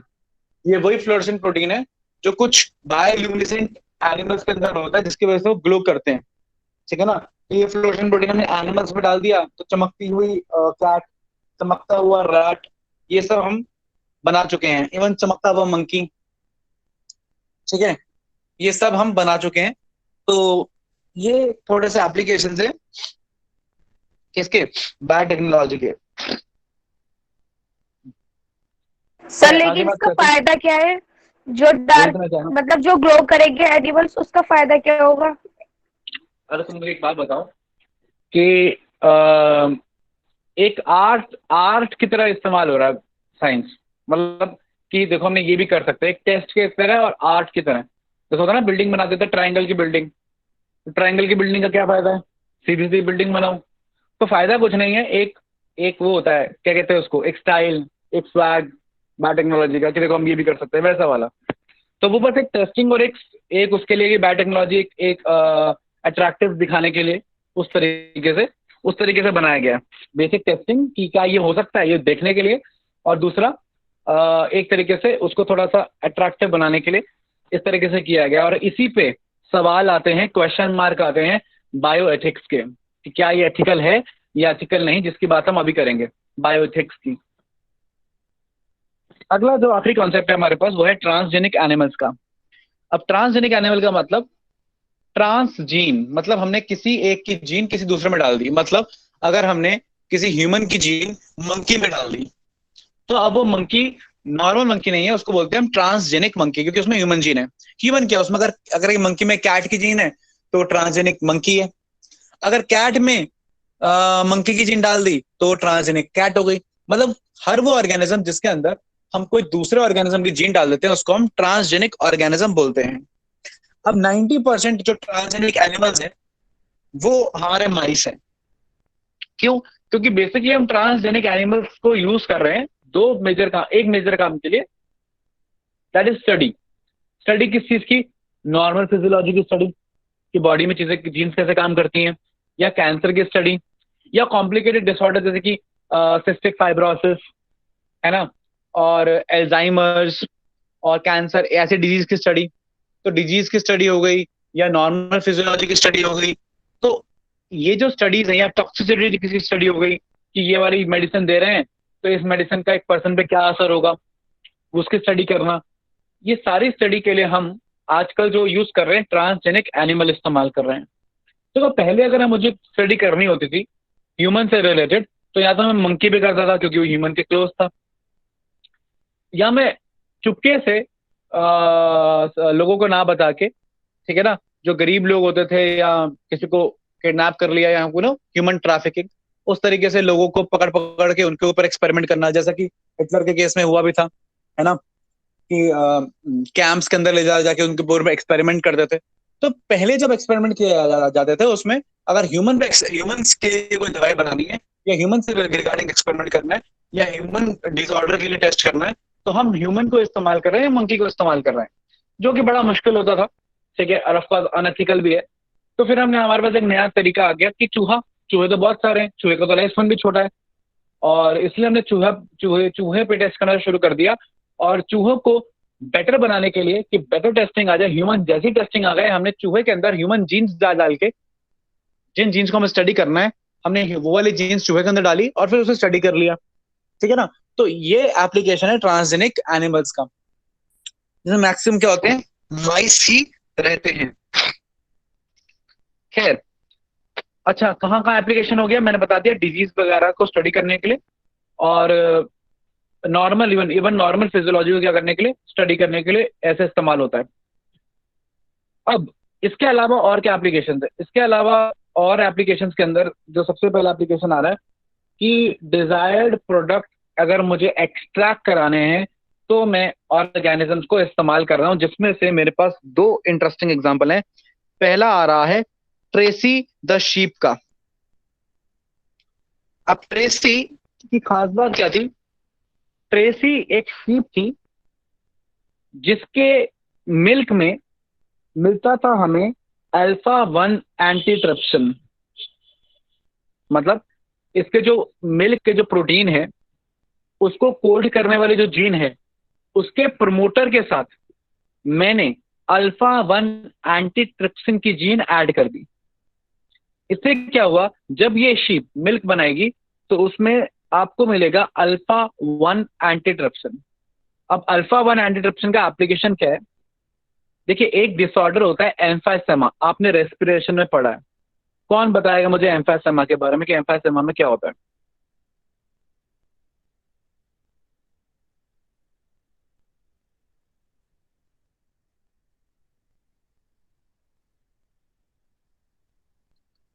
या आप लोग बीच बीच में सो जाते हो क्या?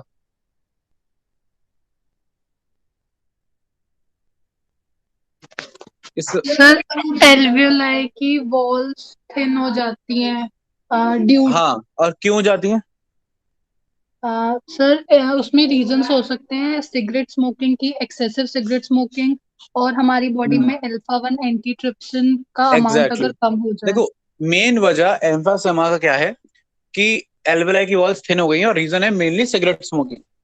लेकिन ये कुछ ऐसे लोगों में भी हो सकता है जिनके अंदर एक एंजाइम की कमी हो, दैट इज अल्फा-1 एंटीट्रिप्सिन। क्योंकि अल्फा-1 एंटीट्रिप्सिन क्या करता है, एल्वेलाई की मेम्ब्रेन को डिग्रेड होने से बचाता है, और अगर ये नहीं होगा तो एल्वेलाई की वॉल्स क्या जाएंगी, डिग्रेड हो जाएंगे, सांस छोड़ने में बहुत दर्द होगा और सांस लेने में भी दिक्कत आएगी, ठीक है। उसको हम एम्फाइसेमा बोलते हैं, ठीक है। और इसी को हम अब ये जो एंजाइम है इसकी डेफिशिएंसी से एम्फाइसेमा हो जाता है। तो एम्फाइसेमा जिनको है, इस एंजाइम की डेफिशिएंसी की वजह से उनको बहुत इजी है, ये वाला एंजाइम दो और बस उनकी बॉडी को ये वाला एंजाइम दे दो, तो उनकी बॉडी में एम्फाइसेमा क्या लगेगा, धीरे धीरे ट्रीट होने लगेगा। तो इस एंजाइम को हम प्रोड्यूस करवाएंगे इसके शीप के मिल्क में, ठीक है। अच्छा, फिर शीप के मिल्क से इस एंजाइम को एक्सट्रैक्ट कर लेंगे और फिर इस्तेमाल करेंगे ह्यूमंस को। अच्छा मुझे एक बात बताओ, शीप के मिल्क से इस एंजाइम को जब एक्सट्रैक्ट किया बनाने के बाद, तो ये इस प्रोसेस को क्या बोलेंगे हम? Downstream process. एग्जैक्टली समझे? तो सिर्फ बैक्टीरिया में से ही एक्सट्रैक्ट कराना नहीं, अब शीप के अंदर वो जीन डाली, शीप ने वो बनाई, ये सब हो गया अपस्ट्रीम प्रोसेस। और फिर जो मिल्क के अंदर अल्फा वन एंटीट्रिप्सिन है उसको निकाल लेना, बाकी केमिकल से दूर कर लेना, प्यूरिफाई कर लेना, आइसोलेट कर लेना, ये सब केस में आएगा डाउनस्ट्रीम प्रोसेसिंग में। तो खैर ये भी हमारे पास एक एग्जांपल है। और एक एग्जांपल हमारे पास और भी है ट्रेसी द शीप के अलावा, दैट इज रोजी काउ। इसमें रोजी काउ नहीं लिखा हुआ है, कोई बात नहीं, मैं आपको बताता हूं। एक काउ है द रोजी काउ। अब रोजी काउ का क्या एप्लीकेशन है?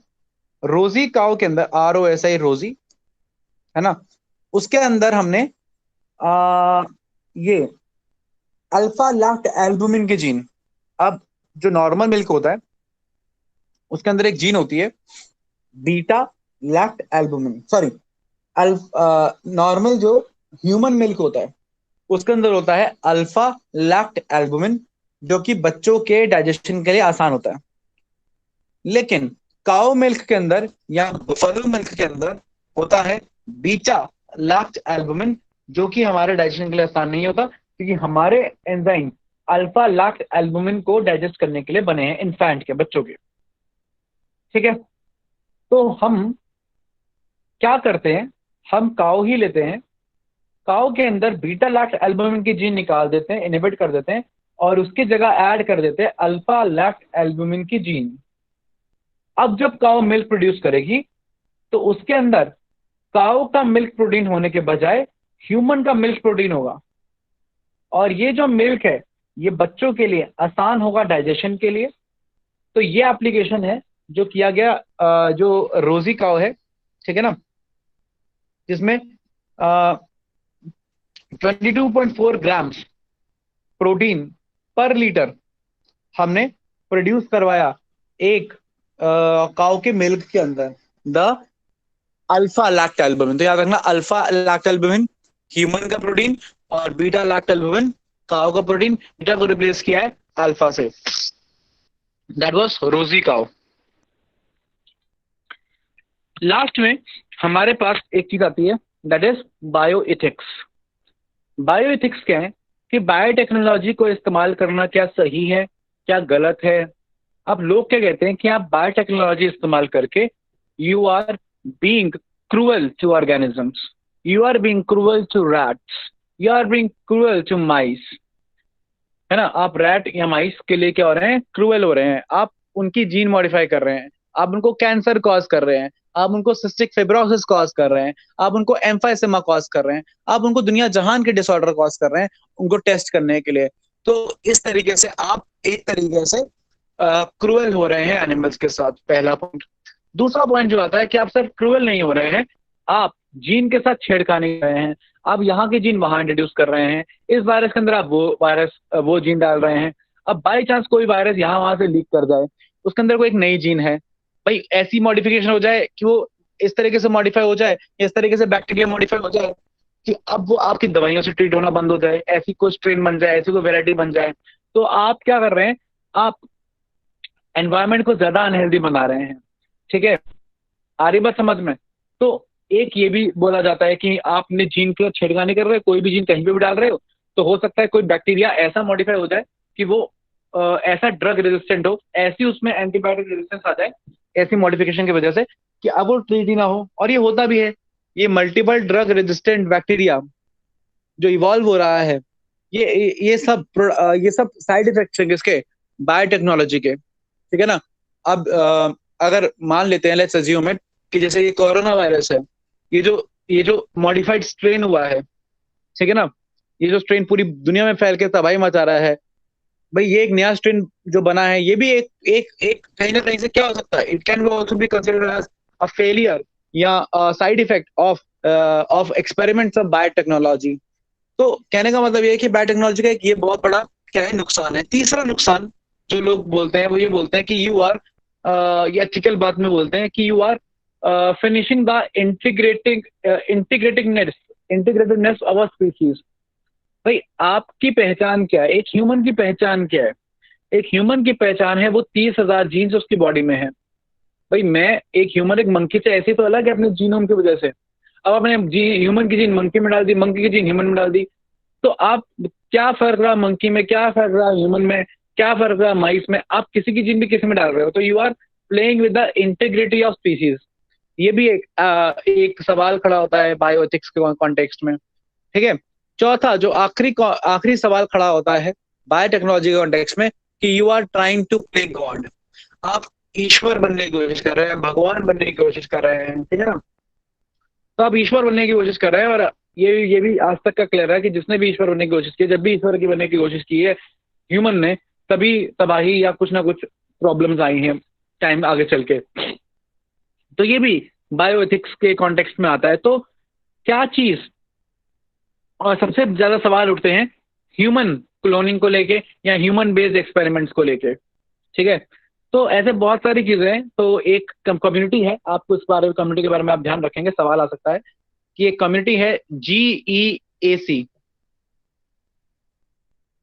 कम्युनिटी का नाम है GEAC, genetic engineering and approval committee.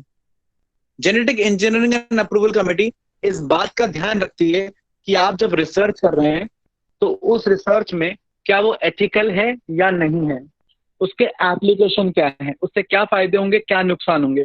तो अगर आपको कोई भी जेनेटिक इंजीनियरिंग में रिसर्च करनी है तो आपको अप्रूवल लेना पड़ता है GEAC से, that is genetic engineering and approval committee. इसके अप्रूवल के बिना आप कोई भी एक्सपेरिमेंट नहीं कर सकते। हाँ कुछ लोग करते हैं, उसको चोरी या उसको क्राइम कहा जाता है, ठीक है? ऐसा नहीं है कि एक्सपेरिमेंट नहीं कर रहे, ठीक है ना? तो कई आर्टिस्ट, जो साइंटिस्ट को आर्टिस्ट समझते हैं, ठीक है, वो चलता है, that is like black market thing. खैर उसको उसके बारे में बात नहीं करेंगे, लेकिन यस, अगर आप पकड़े जाते हैं कोई भी ऐसा जेनेटिक इंजीनियरिंग का एक्सपेरिमेंट करते हुए जो कि GEAC से अप्रूव नहीं है, तो आपका लाइसेंस कैंसिल हो सकता है, आपकी बहुत सारे प्रैक्टिसेस कैंसिल हो सकती हैं। खैर आखिरी कॉन्सेप्ट हमारे पास बायो पायरेसी का है और बायो वेपन्स का है। तो बायो वेपन्स और बायो पायरेसी, इसके बारे में बात करेंगे हम नेक्स्ट क्लास में, और साथ ही में हम बात करेंगे एनिमल हस्बेंड्री की, और फिर इस टॉपिक को खत्म करके हमारी लास्ट क्लास ही रहेगी नेक्स्ट टाइम। तो आज की क्लास के लिए हमारे पास इतना ही है। किसी के कोई डाउट्स हैं तो आप स्पेसिफिकली मुझसे पूछ लीजिए। सर जो डायबिटीज मेलाइटस टाइप 2 है वो एज और डाइटरी के बेसिस पे है, तो वो बाय द टाइम सबको हो जाता है क्या? नहीं, ऐसा नहीं है। वो हर एक को नहीं होता, क्योंकि हर एक की डाइट और हेल्थ वैसे नहीं होती। अब तुम भाई रोज योगा कर रहे हो, है ना, रोज अपनी हेल्थ का ख्याल रख रहे हो, है ना, एक्सरसाइज कर रहे हो, है ना, तो फिर आप एक हेल्दी लाइफस्टाइल मेंटेन करोगे तो आप हेल्दी रहोगे, तो फिर आपको डायबिटीज मेलिटस टाइप 2 क्यों होगा? लेकिन अगर आप ऐसे नहीं करोगे तो फिर आपको हो सकता है कि डायबिटीज मेलिटस टाइप 2 हो जाए।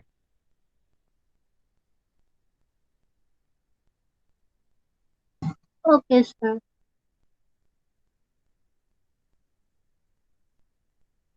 और किसी को कोई डाउट?